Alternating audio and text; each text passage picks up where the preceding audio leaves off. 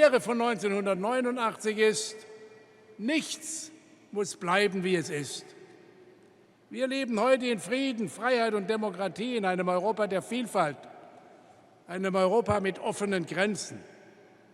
Das erscheint vielen selbstverständlich und manchen macht es Angst. Kraje naszego regionu wybrały ścieżkę wolności i demokracji, a 3 dekady później możemy powiedzieć, że to był właściwy wybór. Jak jistě víte, já jsem byl členem komunistické strany. Nejsem na to pyšný. Jak jsem mnohokrát řekl, nebyl jsem v té době tak statečný a angažovaný jako Havel.